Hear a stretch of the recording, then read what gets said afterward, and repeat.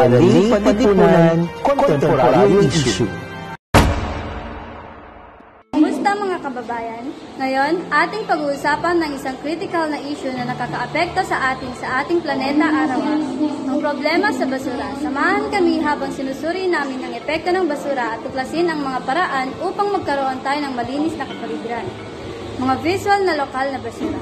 Dito mismo sa sarili nating komunidad, kitang-kita ang isang malaking issue ay ang problema sa basura.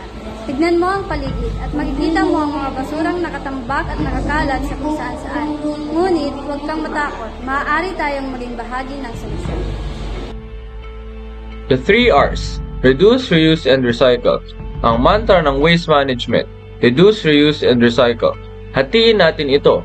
Una, bawasan ang iyong basura sa pamamagitan ng maingat na pagpili. Ang pamamarang ito ay makakatulong sa atin na bawasan ang dami ng basura na ating ginagamit. Muling paggamit ng mga produkto hanggat kaya natin. At pag-aalala na i-recycle ang anumang mga materyales na maaaring magamit para sa isang bagong layunin. Say no to single-use plastics and opt for eco-friendly alternatives. Creative ways to reuse. Maging malikhain sa muling paggamit. Maaari nating gamitin ang mga plastic na bote bilang alkansya. Gawing mga lalagyan ng iba't ibang gamit ang mga lumang garapon o gamitin ito sa paghihiwalay ng mga bagay-bagay. Ang ilang mga tao ay gumagamit ng mga plastic na bote bilang paso. Hindi lang ito tungkol sa pagbabawas ng basura, tungkol ito sa paghahanap ng bagong buhay sa mga bagay na mayroon na tayo. Recycling Revolution.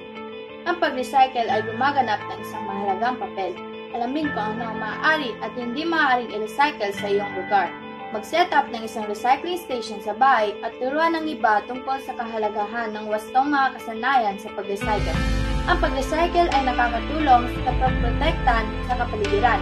Makakatipid din ito ng enerhiya at tubig. Nagpapababa ng polusyon at mga greenhouse gas emissions, nagpapabuti sa kalidad ng hangin at tubig, nagpapuntili ng espasyo ng landfall at nagtitipid ng mga likas na yaman. Ayan mga kababayan, natuklasan na natin ang pangit na katotohanan tungkol sa problema sa basura. Ngunit, higit sa lahat, na-explore natin ang mga hakbang na naaksyonan para tayo ay magkaroon ng malinis na kapaligiran. Tandaan, nasa ating mga kamay ang kapangyarihang baguhin ang ating kapaligiran at planeta.